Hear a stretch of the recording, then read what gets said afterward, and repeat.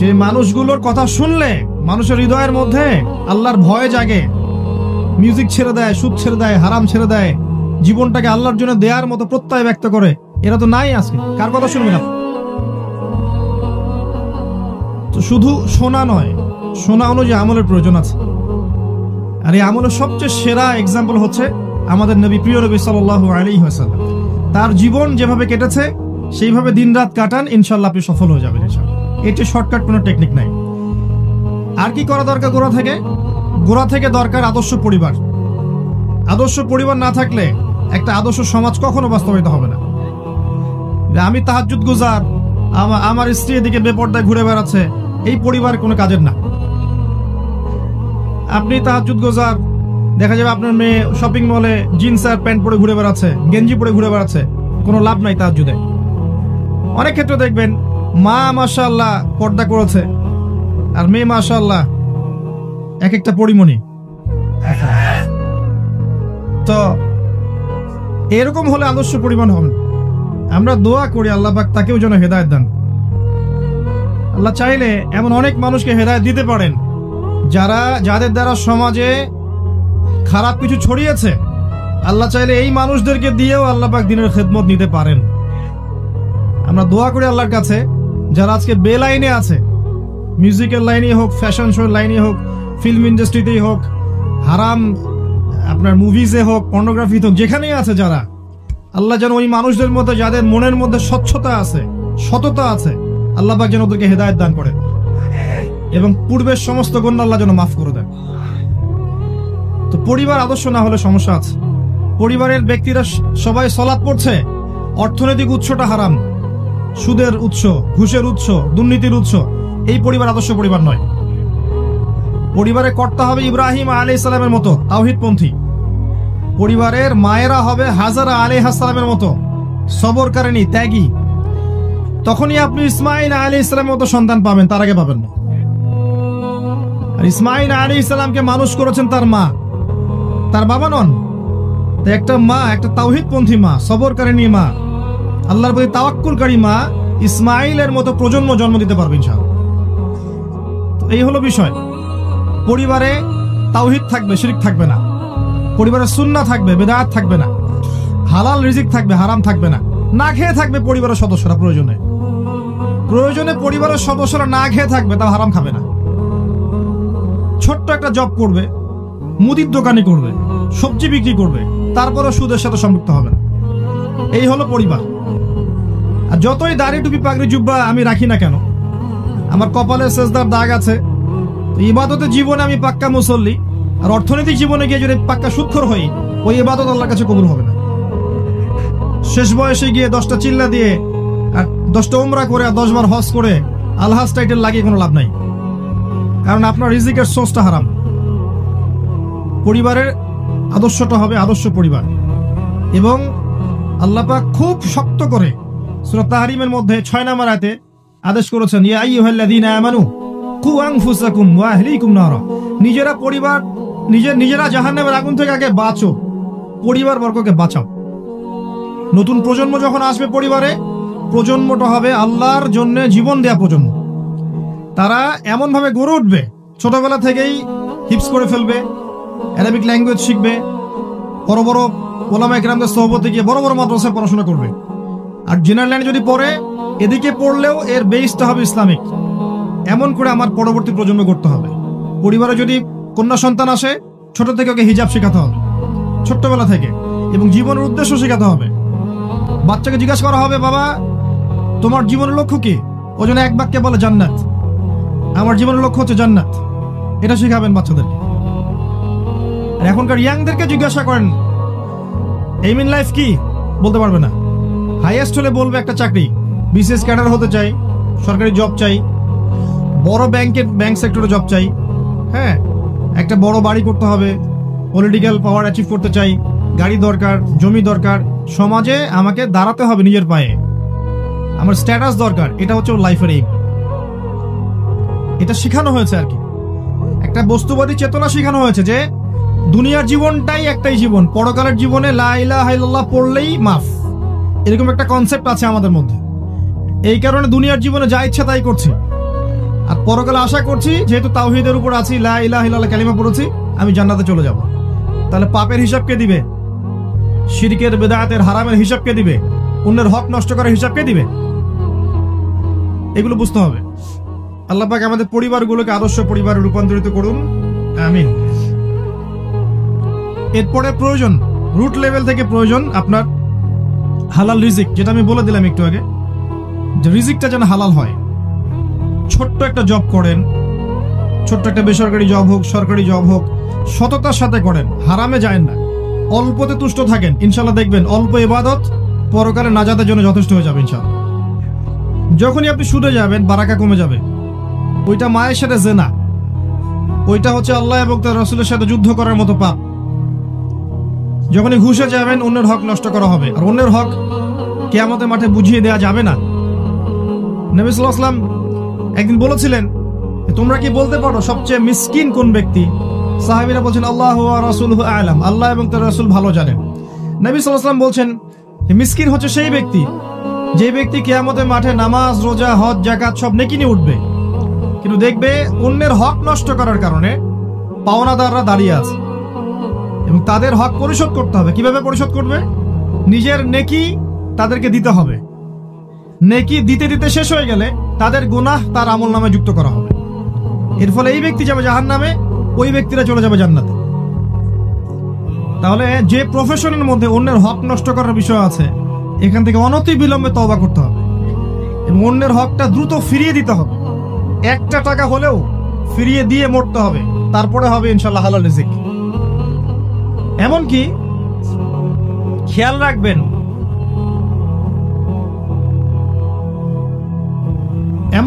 রাখবেন, কারো বাসায় খেতে গিয়েছেন, ওইখানেও খেয়াল রাখবেন যে তাদের রিজিকের সোর্সটা কি। কারো বাসায় দাওয়াত খেতে গিয়েছেন, বসেই ভরপেট খাওয়ার দরকার নাই। জিজ্ঞাসা করবেন যে আপনাদের বাসার কাদের বাসা, কি করে। যদি দেখেন যে তার জবটা হারাম, সেখানে খাওয়ার দরকার নেই। কিছু কিছু বিষয় আছে, আপনি কোরআন তেলাওয়াত করেন, মাশাআল্লাহ, কোরআন হাদিস পড়েন, মনের মধ্যে নূর আসবে, রাস্তায় বের হন, 10টা নগ্ন মেয়ে আপনার চোখে পড়লে নূরটা চলে যাবে। আমার কথা বোঝেন?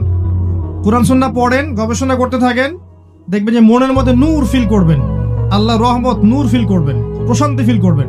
বাইরে বের হন, একটা শপিং মলে ঘুরে আসেন ঢাকার, দেখবেন নূর চলে গেছে। ইফেক্ট হয়, কাজের কি ইফেক্ট হয়। আপনি বাজ বিচার না করে হারাম খেতে থাকেন, দেখবেন এই শরীর দিয়ে আপনি নামাজে মনোযোগ পাচ্ছেন না, রোজা রাখলে তৃপ্তি পাচ্ছেন না, ইবাদত করে স্বাদ পাচ্ছেন না, কারণ আপনার রক্ত মাংসগুলো হারাম ভাবে তৈরি হয়েছে। রিজিকের ব্যাপারে সতর্ক থাকেন। আদর্শ পরিবার গড়তে হলে রিজিকটা সুন্দর থাকতে হবে। এরপরে দরকার তাজকিয়া, আত্মশুদ্ধি। আত্মশুদ্ধি কি জিনিস? মনের মধ্যে যত খারাপিয়াত আছে, যেমন হিংসা, গীবত, তহমত, অহংকার, হঠকারিতা, মুনাফিকি, যত খারাপ দোষ আছে মনের মধ্যে, এগুলোকে বের করতে হবে। এগুলো বের না করা পর্যন্ত আপনার মনটা কিন্তু তাজকিয়া, আত্মশুদ্ধি অর্জন করতে পারবে না। কি করলে বের হবে এগুলো? বেশি বেশি কবরের ফিকির করলে বের হবে। বেশি বেশি কবরের চিন্তা করেন, পরকালের চিন্তা করেন, আল্লাহর সামনে দাঁড়াতে হবে এই চিন্তা করেন, দেখবেন মন নরম থাকবে ইনশাআল্লাহ। বেশি বেশি কোরআন তেলাওয়াত করেন, মনটা নরম সফট হবে ইনশাআল্লাহ। বেশি থেকে বেশি আল্লাহর জিকির করেন, সুবহানাল্লাহ, আলহামদুলিল্লাহ, লা ইলাহা ইল্লাল্লাহ, আল্লাহু আকবার, লা হাওলা ওয়ালা কুওয়াতা ইল্লা বিল্লাহ পড়তে থাকেন, মনটা নরম হবে ইনশাআল্লাহ। বেশি থেকে বেশি দান সাদাকা করেন, মনটা নরম হবে। ইতিমের ভরণ পোষণের দায়িত্ব নেন, মনটা নরম হবে। বিধবার দায়িত্ব নেন, মনটা নরম হবে। দেখবেন ইতিমের মাথায় হাত বুলান, মনটা নরম হবে। বেশি থেকে বেশি আল্লাহর কাছে দোয়া করেন, মন নরম হবে। একটু কম খান, একটু কম ঘুমান, একটু কম হাসেন, একটু কম কথা বলেন, মানুষের সাথে কম মেশেন, মন নরম হবে। এগুলো যত বেশি করবেন মন শক্ত হয়ে যাবে। আর মন যত শক্ত হবে, সেই মনের মধ্যে আল্লাহর নূর আসবে না। আল্লাহর নূর না আসলে, কলবের মধ্যে আল্লাহর নূর না আসলে, আপনি কবরে নূর পাবেন না এবং আপনি পুলসিরাতে নূর পাবেন না, আত্মশুদ্ধি অর্জন করতে পারবেন না। একটা কথা বলি, যখন আপনার হৃদয়ের মধ্যে নূর আসবে আল্লাহর পক্ষ থেকে, আপনি দেখবেন আপনি এমন কিছু বুঝতে পারছেন যেটা 8-10 জন পারছে না। আপনি এমন কিছু শুনবেন, এমন কিছু দেখবেন যেটা 8-10 জন দেখবে না। আপনি আল্লাহর নূর দিয়ে দেখবেন ইনশাআল্লাহ। আল্লাহ পাক আমাদেরকে নূর অর্জন করার তৌফিক দান করুন। রব্বানা আতমিম লানা নূরানা ওয়াগফির লানা ইন্নাকা আলা কুল্লি শাইইন কাদির। এক নাম্বার বলেছি ইলম অর্জন করা। দিনের জন্য কিছু করতে চান, আগে পড়াশোনা করেন, জ্ঞান অর্জন করেন, এবং সিলেবাস গুলো বলেছি এই বইগুলো আপনাদেরকে পড়তে হবে, এই সাবজেক্টগুলো পড়তে হবে। 2 নাম্বার কাজ ইলম অনুযায়ী আমল করা। তার জন্য নবী সাল্লাল্লাহু আলাইহি ওয়াসাল্লামের সুন্নাহ ফলো করতে হবে প্রতিদিন প্রতি রাত। 3 নাম্বার কাজ আদর্শ পরিবার গড়া। এর ব্যাপারে আমি অল্প কিছু কথা বলেছি। আদর্শ পরিবার গড়ার জন্য যা যা করণীয় আমাদেরকে করতে হবে। পরিবারে তাওহীদ থাকবে, সুন্নত থাকবে, তালিম থাকবে, কোরআনের তেলাওয়াত থাকবে, পরিবারের লোকজন হবে নামাজি, পর্দানশীন এবং আপোষে মিল মহব্বত থাকবে। আদর্শ পরিবার করতে হবে। তারপরে বলেছি 4 নাম্বার হালাল রিজিকের কথা। আর 5 নাম্বারে গিয়ে বলেছি আত্মশুদ্ধি অর্জনের কথা। আরেকটা কথা বলবো, শুধু বেসিক কাজ, সেটা হলো আল্লাহ পাক প্রত্যেকটা মানুষকে কিছু না কিছু পোটেনশিয়াল দিয়েছেন। কেউ হয়তো ভালো বলতে পারেন, কেউ ভালো লিখতে পারেন, কেউ হয়তো ভালো অ্যাসোসিয়েট করতে পারেন, কেউ বিভিন্ন প্রজেক্ট লঞ্চ করতে পারেন। এক এক মানুষকে আল্লাহ পাক এক এক পোটেনশিয়াল দিয়েছেন। আপনাকে খুঁজে বের করতে হবে যে আপনার প্রতিভা কোনটা, এবং সেই প্রতিভাটাকে আপনাকে দিনের পথে কাজে লাগাতে হবে। একজন আলেম যেমন দিনের খেদমত করতে পারে, একজন মেডিকেল ডক্টরও কিন্তু দিনের খেদমত করতে পারবে না? সে যদি সৎ হয়, দিনের বুঝ থাকে, সে কিন্তু তার প্রফেশন থেকেও দিনের খেদমত করতে পারবে ইনশাআল্লাহ। একজন ইঞ্জিনিয়ার দিনের খেদমত করতে পারবে ইনশাআল্লাহ। যাকে আল্লাহ পাক যা মেধা দিয়েছেন, কাউকে মেধা, কাউকে অর্থ, কাউকে শারীরিক শক্তি, কাউকে মানসিক শক্তি, এটাকে আপনি দিনের পথে কাজে লাগান। এতিমের একটা প্রজেক্ট করেন, বিধবাদেরকে নিয়ে কোনো প্রজেক্ট করেন, আপনি অসহায় নারী শিশুদেরকে নিয়ে কোনো প্রজেক্ট করেন, মানবতার কল্যাণে কোনো প্রজেক্ট করেন, একটা মাদ্রাসা করেন, একটা মসজিদ করেন, একটা ইসলামিক কোনো সংগঠন করেন, কিছু একটা করেন যেটাতে আপনার দিনের পথে এগিয়ে যাওয়া সহজ হয় এবং উম্মার খেদমত হয়, কল্যাণ হয়। ইনশাআল্লাহ দেখবেন এই ছোট্ট ছোট্ট খেদমত গুলো ভবিষ্যতে বড় বিজয় নিয়ে আসবে ইনশাআল্লাহ তাআলা। এগুলো বেসিক কাজ। এগুলো আগে কেন বললাম? বিকজ এই কাজগুলো না করে আমরা যদি শুধুমাত্র আবেগী হই, শোডাউন করি, আইওয়াশ দেখাই, ঠিক আছে, আত্মহমিকায় ভুগি, আমরা অনেক জনসংখ্যা আমাদের অনেক বেশি, এগুলোতে ফখরে ভুগি, কিবরে ভুগি, তাহলে দেখবেন দিন দিন ইসলামের জমিন সংকুচিত হয়ে আসবে। এবং যেটা হচ্ছে আর অনেকে বলবেন যে কই হচ্ছে, আমি তো দেখতে পাচ্ছি না। আপনি 2 চোখ দিয়ে দেখেন, বাহ্যিক চোখ না, ভেতরের চোখ দিয়েও দেখেন। কারণ আমাদের ভালো বুঝতে হবে। মুসলিমদের ভালো হচ্ছে যে কাজগুলোর কথা বললাম, তাওহীদে আমাদের ভালো, সুন্নতে আমাদের ভালো, হালাল রিজিকে আমাদের ভালো, আকীদার সংশোধনে আমাদের ভালো, আদর্শ পরিবারের মধ্যে আমরা ভালাই পাবো, আমরা একটা পরবর্তী ভালো প্রজন্ম করতে পারলে ভালাই পাবো, ইসলামিক ভালো প্যারেন্টিং দিতে পারলে ভালাই পাবো, ইসলামিক ইকোনমিক্স স্ট্যাবলিশ করতে পারলে ভালাই পাবো। আমাদেরকে বুঝতে হবে যে কোথায় আমাদের ভালো আছে এবং কারা আমাদের স্পষ্ট শত্রু। তাদের জন্য সুযোগ সৃষ্টি করে দেয়া কোনো বুদ্ধিমানের কাজ হবে না। হবে? আচ্ছা, আমরা সবাই চাই দিনের খেদমত হোক, কল্যাণ হোক, বিজয় হোক। এই জন্য প্রথম যে কাজটা করা দরকার, আমি পরের অংশটা শুরু করছি, সেটা হলো আমাদেরকে পরিস্থিতিটা আগে বুঝতে হবে, কোন সিচুয়েশনে আপনি বাস করছেন। যদি ফিতনাময় পরিবেশে বসবাস করার পরে আপনার কাছে মনে হয় যে আপনি জান্নাতের মধ্যে আছেন, এভরিথিং ইজ গোয়িং পারফেক্ট, তাহলে আপনি ভুল করবেন। প্রথমে বুঝতে হবে কোথায় বসবাস করছি আমরা এমন একটা বিশ্বে বসবাস করছি এখন 2021-22 সালে, যেই বিশ্বে ইসলামিক কোনো খিলাফা নেই। 1 নম্বর কথা। 2 নম্বর, জিউস এবং খ্রিস্টান যারা আছে, জায়নিস্ট যারা আছে, ইহুদি খ্রিস্টান বিশাল পরাশক্তি যারা আছে, এরা আজকে বিশ্বের বুকে অনেক উন্নত, অস্ত্রের দিক থেকে, সামরিক দিক থেকে, পলিটিক্যাল দিক থেকে, ইকোনমিক্যাল দিক থেকে, প্রত্যেকটা দিক থেকে তারা আজকে স্ট্রং। আমাদেরকে বুঝতে হবে আমরা কোন জায়গায় আছি এখন। মিডিয়া ওদের হাতে, প্রযুক্তি ওদের হাতে, সমরাস্ত্র ওদের হাতে, প্রশিক্ষণ ওদের হাতে, ব্যাংকিং সিস্টেম ওদের হাতে, পলিটিক্যাল সিস্টেম ওদের হাতে, ইউনাইটেড নেশনস ওদের হাতে, IMF ওদের হাতে, ন্যাটো ওদের হাতে, ওয়ার্ল্ড ব্যাংক ওদের হাতে, সবকিছু ওদের হাতে। পারমাণবিক সব ওয়েপন্স বেশিরভাগই ওদের হাতে। আপনাকে আমাকে বুঝতে হবে কোন জায়গায় মুসলিমরা এখন বসবাস করছে। আবেগ না, সিচুয়েশন বুঝে না, কোন জায়গায় আপনি বসবাস করছেন। ওয়ার্ল্ড। এরপরে দেখবেন যে এডুকেশনাল সিস্টেমের মধ্যে আপনি শিরক পাবেন, কুফর পাবেন। সারা জীবন পড়াশোনা করে যাচ্ছেন, কোরআন শোনার বালাই পান নাই, এবং শেষ বয়সে গিয়ে আপনি এখন চিল্লা দেওয়ার চেষ্টা করছেন, দিন বোঝার চেষ্টা করছেন, পড়ার চেষ্টা করছেন, হজ করছেন, এখন আপনি বই পড়া শুরু করছেন। গোল্ডেন টাইম 20 থেকে 40 আপনি এগুলোর বালাই পাননি নর্মালি যারা পড়েছেন। ইকোনমিক্সে গিয়ে দেখবেন জাকাত আউট, এখানে দেখবেন সুদ ইন, সুদের মধ্য দিয়ে সব চলছে, জাকাত আউট। অথচ জাকাত ছিল সাম্যবাদী অর্থনীতি, আর রিবা হচ্ছে ক্যাপিটালিজম, মানে এখানে আপনাকে ধনী ধনী হবে দিন দিন, আর গরিব আস্তে আস্তে গরিব হতে থাকবে। এর রিবার ফলাফল। জাকাত এবং সাদাকা এবং ব্যবসায় টাকা বা মানি মার্কেটে সার্কুলেট করতে থাকে, ঘুরতে থাকে। আজকে আপনি ধনী, কালকে গরিব হতে পারেন, আজকে আপনি গরিব, কালকে ধনী হতে পারেন। রিবার মধ্যে সুযোগ নাই, ধনী ধনী হতে থাকবে, গরিব গরিব হতে থাকবে। আল্লাহ পাক এই জন্য বলেছেন এটা হচ্ছে রক্ত চুষে খাওয়ার মতো পাপ, জাহান্নামে রক্তের নদীতে ফেলে শাস্তি দেওয়া হবে। এই কারণে আপনাকে সিচুয়েশন বুঝতে হবে। এবং পুরো ওয়ার্ল্ডের ব্যাংকিং সিস্টেম রিবা ভিত্তিক। কি করবেন আপনি এখন? পুরো ওয়ার্ল্ডের ব্যাংকিং সিস্টেম রিবা কেন্দ্রিক।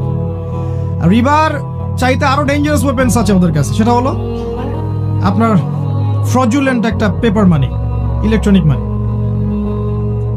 আপনি 1 বছর জব করেছেন, প্রত্যেক মাসে 1 লক্ষ টাকা করে পেয়েছেন, 12 মাসে 12 লক্ষ টাকা পেয়েছেন, ঠিক আছে? আচ্ছা, এই 1 বছরের শ্রম, 1 বছর প্রতিদিন 12 ঘন্টা করে শ্রম দিয়েছেন, 12 লক্ষ টাকা বছর শেষে পেয়েছেন। টাকাটা নিয়ে গিয়ে এই যে বাক্সে ভরে আপনার ওয়াইফকে দিয়ে দেন, যে 1 বছর পরে, 1 বছর কম হয়ে যায়, 10 বছর পরে এই টাকাটা আমাকে বের করে দিবা। আপনার স্ত্রীটা রেখে দিল সিন্ধুকের মধ্যে। এবার এখন আপনি এই 12 লক্ষ টাকা দিয়ে ধরেন আপনি 4 শতক জমি কিনতে পারবেন, ফর এক্সাম্পল, কথা বলছি রুট লেভেলে। 10 বছর পরে বের করলেন, দেখলেন আপনি এটা দিয়ে 4 শতক জমি পাচ্ছেন না, আপনি পাচ্ছেন 2 শতক, আর 2 শতক পাচ্ছেন না। আপনার 12 মাসের শ্রমটাকে 6 মাসে নিয়ে আসা হয়েছে, আপনার 6 মাসের শ্রম হাওয়ায় উড়ে গেছে। কেউ আপনার শ্রম থেকে বেনিফিটেড হয়েছে, শ্রম দিয়েছেন আপনি, লাভবান হয়েছে অন্য কেউ। এই জন্য তাকিয়ে দেখবেন বিশ্বের একটা সভ্যতা দিন দিন উঁচু হচ্ছে, একটা সভ্যতা, পৃথিবীর একটা অংশ দিন দিন ধনী হচ্ছে, আর বাকি অংশের দিকে তাকিয়ে দেখবেন দিন দিন দারিদ্রতা, প্রভার্টি ডিস্ট্রিবিউশনে যাচ্ছে। যখনই এদের বিরুদ্ধে কথা বলতে যাবেন দেখবেন টাকার মান পড়ে যাবে ধাপ করে। টার্কি চেষ্টা করেছিল, মান পড়ে যাচ্ছে। ইন্দোনেশিয়া চেষ্টা করেছিল, মান পড়ে গেছে। ভেনিজুয়েলা চেষ্টা করেছিল, মান পড়ে গেছে। যেই চেষ্টা করবে মান কমে যাবে, মানে এটা আপনার অন্য কোনো জায়গা থেকে নিয়ন্ত্রণ করা হয়। তা আপনি যদি এমন হতো যে আপনি 12 মাস জব করেছেন, 12 লক্ষ টাকা আপনাকে দেয়া হয় নাই, আপনাকে 12,000 দিনার দেয়া হয়েছে, বা 12,000 দিরহাম দেয়া হয়েছে। এটা আবার কি জিনিস? দিনার আবার কি জিনিস? দিরহাম আবার কি জিনিস? কোনদিন তো নাম শুনি নাই। সূরা ইউসুফ পড়েছেন? সূরা ইউসুফ আলাইহিস সালামকে কি দিয়ে কিনেছিল? দিরহাম দিয়ে। সূরা আলে ইমরানের মধ্যে দেখবেন দিনারের কথা আছে। আচ্ছা, মনে করেন দিনার এবং দিরহামে আপনাকে স্যালারি দেওয়া হয়েছে। এবার এটা আপনি রেখে দিলেন ওয়াইফের কাছে, 10 বছর পর বের করবা। সে 10 না 20 বছর পর বের করে দিয়েছে আপনাকে। আপনার শ্রমের মান কমবে? আপনার মুদ্রার মান কমবে? এই কথাটাই বুঝাতে ব্যর্থ হয়েছি বিগত 5 বছর থেকে, যে ইসলামিক যে মুদ্রা, এর ইন্ট্রেন্সিক একটা ভ্যালু থাকে, অন্তর্নিহিত একটা মান থাকে, যে মানটা ওর ভিতরেই থাকে, বাইরে থাকে না। আপনার যে সিস্টেমটা চলছে এর মান ভিতরে নেই, বাইরে আছে, এবং এই মানটা অন্য জায়গা থেকে নিয়ন্ত্রণ করতে পারবে, নিয়ন্ত্রণ করে আপনার শ্রমটা কেড়ে নিবে। সূরা নাজমে আল্লাহ পাক বলেছিলেন একটা কথা, যে একটা ভুলে গেলাম, মানুষ তাই পাবে যা সে চেষ্টা করে। একটা কথা আছে না, লাইসা লিল ইনসান ইল্লা মা সা। মানুষ চেষ্টার বাইরে কিছু পাবে না, তাই তো? মানুষ চেষ্টার বাইরে কিছুই পাবে না। আপনি অর্থ উপার্জনের চেষ্টা করবেন, আপনি পাবেন। আপনি ফল, বীজ রোপণ করবেন, গাছ হবে, ফল খাবেন। আপনি এখানে বীজ রোপণ করলেন, গাছ হলো, আপনি পরিপূর্ণ ফলটা খেতে পারছেন না, ফল অন্যজন খাচ্ছে। আমি যদি আপনাকে বলি যে আমার ফার্মে আপনি জব করেন, 1 বছর জব করবেন, 12 ঘন্টা করে পার ডে, কিন্তু আমি বছর শেষে আপনাকে 6 মাসের স্যালারি দিব, আপনি নেবেন? কোনো পাগলেও নিবে? কিন্তু আমরা এটা করছি। কিছু করার নাই, কারণ সিস্টেমটা ওদের হাতে। ওয়ার্ল্ডের সিচুয়েশন বুঝতে হবে আপনাকে। ইনশাআল্লাহ ঈসা ইবনে মারিয়াম আসলে এই সিস্টেম থাকবে না। ইনশাআল্লাহ আযজা ওয়া জাল আল মাহদি আসলে এই সিস্টেম থাকবে না। প্রতারণাপূর্ণ ইকোনমিক্স। মুফতি তাকি উসমানী শাইখের বইগুলো পড়েন। অন্যদের কথা বাদ দেন, হানাফি মাযহাবের অন্যতম বড় একজন উলামায়ে কেরামের একজন আল্লামা তাকি উসমানী শাইখ, উনার ইকোনমিক্সের সিরিজ আছে, এই বইগুলো পড়েন। পড়লে বুঝতে পারবেন কি চলছে প্রতারণা, ধোঁকাবাজি। এরপরে আবার রিবা আছে। এভাবে তো মান কমলে তারপর আবার সুদ আছে। এবার সুদ দিতে থাকেন। সুদ, বোগাস মনিটরি সিস্টেম, এগুলো দিয়ে রক্ত চুষতে ওয়ার্ল্ডের একটা অংশ দিন দিন ধনী হয়ে গেছে, একটা অংশ দিন দিন দারিদ্রতার অতল তলে যাচ্ছে। হ্যাঁ, আপনি সফল হতে পারবেন যদি আপনি ওদের দাসত্ব করেন। এই সিস্টেমের মধ্যে থেকেও সফল হওয়া যাবে যদি ওদের দাসত্ব করা যায়। ওরা যা বলবে শুধু বলবেন ইয়েস স্যার, সামি'না ওয়া আতা'না, সমস্যা হবে না ইনশাআল্লাহ। কিন্তু যদি ওদের অন্যায়গুলোর প্রতিবাদ করতে যান, তখন দেখবেন বাঁকা চোখে দেখবে। এখন আমাদের দেশকেও তো বাঁকা চোখে দেখছে না? আমাদের দেশের প্রশাসনকে পর্যন্ত নিষেধাজ্ঞা দিয়ে দিচ্ছে না? আগে যখন বলেছিলাম আমাকেই বলেছিল যে ভালো মন্দ, এখন বোঝেন যাদের কথা বলেছি এদের চরিত্র এরকমই। এরা এদিকেও চোখ রেখেছে, আমাদের দেশের দিকেও খারাপ চোখ রেখেছে। শত্রুকে চিনতে হবে। আল্লাহ পাক বলেছেন লা তাত্তাখিযুল ইয়াহুদা ওয়ান নাসারা আউলিয়া বা'দুহুম আউলিয়াউ বা'দ, এমন সব জিউস এবং খ্রিস্টানদেরকে বন্ধুরূপে গ্রহণ করো না যারা একে অপরের বন্ধু। ওয়া মান ইয়াতাওয়াল্লাহুম মিনকুম ফাইন্নাহু মিনহুম, তোমাদের মধ্যে কেউ যদি ওদের দিকে মুখ ফেরায় সে ওদের অন্তর্ভুক্ত, আমাদের কেউ না। তো এখন দেখেন এদিকেও চোখ দিচ্ছে। রিজার্ভ ব্যাংকের টাকা সরিয়ে দিতে বলছে, দেখেছেন? টাকা সরাতে বলছে কি জন্যে? ভালো নজর নেই। ওরা কখনোই তাওহীদ পন্থীদেরকে সহ্য করতে পারবে না। ওরা কখনোই রাসূলুল্লাহ সাল্লাল্লাহু আলাইহি ওয়াসাল্লামের সুন্নাহ যারা ভালোবাসে এদেরকে সহ্য করতে পারবে না। আল্লাহ পাক ওই খাসলত দিয়ে ওদেরকে সৃষ্টি করেননি। They want to rule the world, তারা সারা ওয়ার্ল্ডকে শাসন করতে চায়। দেখবেন চায়না এবং রাশিয়া এরা ওদের ধার ধারে। চায়না রাশিয়া ওর ধার ধারেন। উচিত, আমাদের এখনো উচিত। অনেকে বলবেন যে ওরা তো মুসলিম কান্ট্রি না, আপনি হয়তো কি বলছেন এগুলো। আমি ডিপ্লোম্যাটিক্যালি বলছি, ডিপ্লোম্যাটিক্যালি আমাদের এখনো উচিত চায়না রাশিয়ার দিকেই ঝোঁকা এবং তাদের সাথে অ্যালায়েন্স তৈরি করা, ফ্রন্ট তৈরি করা। যখন পরাশক্তি লড়বে, কোনো একটা পরাশক্তির পক্ষে যাবেই উন্নয়নশীল কান্ট্রিগুলো। চায়না রাশিয়া এখন বেস্ট অপশন। দেখবেন সারা ওয়ার্ল্ডকে এই ইকোনমি রুল করে ফেলছে এখন চায়না। সব জায়গায় দেখবেন চাইনিজ প্রোডাক্ট। যদিও ওরা ইসলামিক কান্ট্রি নয়, কিন্তু অনেক সময় ওয়ার্ল্ড ডিপ্লোমেসির খাতিরে এমন কিছু মানুষের সাথেও সখ্যতা বন্ধুত্ব রাখতে হয় যাদের সাথে রাখলে অপর খারাপ পরাশক্তি আমার কিছু করতে পারবে না। আর এই কথাটা অন্য কান্ট্রি বুঝে ফেলছে। ইরান বুঝে ফেলছে। ইরানের মতো দেশ যাদেরকে এখন নাম শুনলে বলে রাশিয়া, তাই না? বলে যে ওরা তো শিয়া দেশ। শিয়া হওয়ার পরেও তারা ওয়ার্ল্ড ডিপ্লোমেসি বেটার বুঝেছে অনেক সুন্নি কান্ট্রির চাইতে।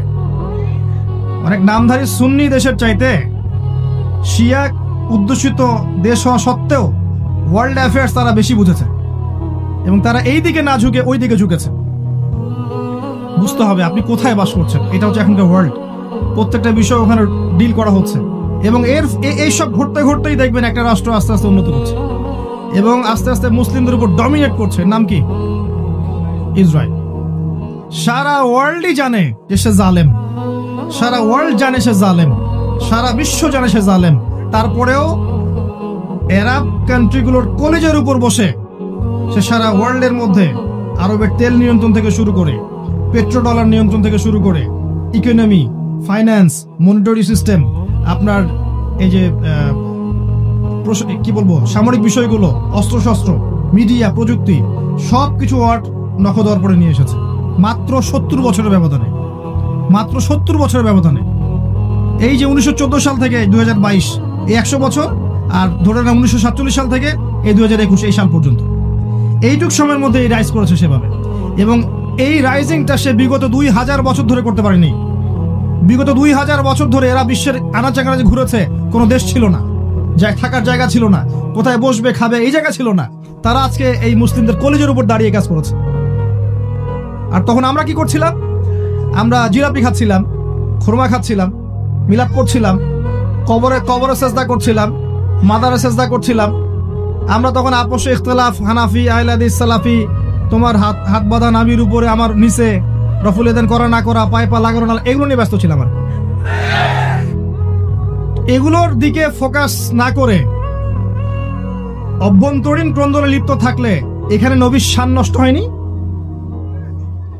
চোখের সামনে এদের উত্থান যখন হলো, আর আমরা যখন আপোষে এভাবে বিভক্ত ছিলাম, ইখতিলাফে ব্যস্ত ছিলাম, হালুয়া রুটি সামাই খাচ্ছিলাম, তখন নবীর শান নষ্ট হয়নি? সুবহানাল্লাহ। আপনাকে সিচুয়েশন বুঝতে হবে। এখন এই সিচুয়েশনটা রিড করতে হলে বাহ্যিক চোখ দিয়ে দেখলে আপনি সব বুঝতে পারবেন না। কিভাবে বুঝতে পারবেন? আপনাকে খিজির আলাইহিস সালাম হতে হবে। কে খিজির? সূরা কাফ খুলেন। নবী মুসা এবং খিজির আলাইহিস সালাম তাদের একটা গল্প আছে না? কয়জন পড়ছে সূরা কাফ? হাত তুলেন। যেই সূরা আপনাকে মাসিহুদ দাজ্জাল থেকে বাঁচাবে, এই সূরা পড়েছেন 10% মানুষ। দাজ্জালের ফিতনা থেকে বাঁচবেন কিভাবে? আল্লাহর নবী বলেছেন সাল্লাল্লাহু আলাইহি ওয়াসাল্লাম, এই সূরা আপনাকে মাসিহুদ দাজ্জালের ফিতনা থেকেও বাঁচাবে। তাই বলেননি? জুমার দিনে পড়তে বলেছেন, প্রথম 10 আয়াত মুখস্থ করতে বলেছেন। এই সূরার মধ্যে এমন কিছু আছে যা আপনাকে দাজ্জালীয় ফিতনাগুলো চিনতে শেখাবে এবং আপনাকে বিরত থাকার পথ পদ্ধতি বলে দিবে। যদি নাই পড়েন, নাই বোঝেন, কেমন করে শিখবেন? এখানে বসেন তো ভাই, প্লিজ বসেন। নবী মুসা আলাইহিস সালাম আর খিদির আলাইহিস সালামের ঘটনা আছে না? মুসা আলাইহিস সালাম বলেছিলেন যে আমি বিশ্বের সবচেয়ে জ্ঞানী মানুষ। আল্লাহ পাক ধরেছেন, না তুমি জ্ঞানী মানুষ নও সবচেয়ে, আরেকজন বান্দা আছে আমার, সে তোমার চেয়ে বেশি জানে। তার নাম খিদির। খিদির মানে শ্যামল। তিনি যেখানে বসতেন সেই জায়গা সবুজ হয়ে উঠত।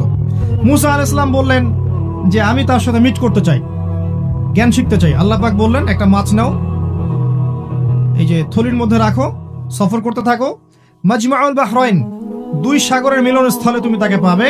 যখন দেখবে মাছটা জীবিত হয়ে সাগরে চলে গেছে, তখন সেখানে তুমি ওকে পাবে। সফর করতে থাকলেন, এক পর্যায়ে পেলেন, পাওয়ার পরে বললেন আমি আপনার কাছে জ্ঞান শিখতে চাই। তো খিদির আলাইহিস সালাম বললেন ইন্নাকা লান তাসতাতি মাইয়া সাবরা, তুমি আমার কাছে ধৈর্য ধরতে পারবে না, তুমি আমার সাথে ধৈর্য ধরতে পারবে না। মুসা আলাইহিস সালাম বললেন ইনশাআল্লাহ আমি ধৈর্য ধরবো। ইনশাআল্লাহর বরকতে তাকে সাথে নেওয়া হলো। সফর করতে থাকলেন। 3টা ঘটনা ঘটলো। কি ঘটনা? একবার ওই নৌকা ফুটা করে দিলেন, মনে আছে? অনেকে মাথা নাড়ছেন, কেউ নাড়ছেন না। মনে আছে? নৌকা চড়ে গেলেন, মাঝি নৌকা পার করালো, ফ্রি অফ কস্ট, টাকা নিলেন না, কিন্তু নৌকা খিদির আলাইহিস সালাম ফুটা করে ফেললেন।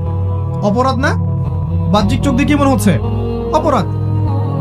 এবার একটা বাচ্চার সাথে দেখা হলো, গোলাম, ছোট বাচ্চা, তিনি ধরলেন, হত্যা করলেন, জবাই করে ফেললেন। অপরাধ না? বিশাল অপরাধ। এরপর একটা গ্রামে গেলেন, মেহমানদারি চাইলেন, খাবার পানি কিচ্ছু দিল না। তো খিদির আলাইহিস সালাম সেখান থেকে চলে আসার আগে ওই বাড়িরই একটা দেয়াল পড়ে গিয়েছিল, সেই দেয়ালটাকে নিজের মেহনত দিয়ে তৈরি করে দিলেন। আর মুসা আলাইহিস সালাম বললেন যারা খাবারও দিল না, পানিও দিল না, আপনি উল্টা তাদের দেয়াল নির্মাণ করে দিলেন, কিছু পারিশ্রমিক তো নিতে পারতেন। এই 3বার তিনি ভেটো দিয়েছেন। আর তৃতীয় প্রশ্ন করার পরেই খিদির আলাইহিস সালাম বলেছেন যে হাদা ফিরাকু বাইনি ওয়া বাইনাক, তোমার সাথে আমার এটা ফিরাক, আর তোমার সাথে আমার চলা হলো না। আমাদের নবীজি বলেছিলেন সাল্লাল্লাহু আলাইহি ওয়াসাল্লাম, যদি মুসা আলাইহিস সালাম সেদিন প্রশ্নগুলো না করতেন তাহলে আর অনেক কিছু শেখা যেত।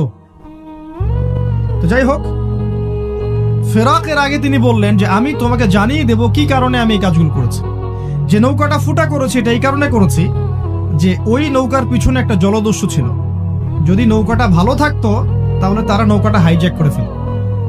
আমি ফুটা করে দিয়েছি যাতে করে নৌকাটা হাইজ্যাক না করে। কথা বুঝতে পারছেন? আচ্ছা, বাচ্চাটাকে হত্যা করেছি আমি নিজের ইচ্ছায় করিনি, আল্লাহর হুকুমে করেছি।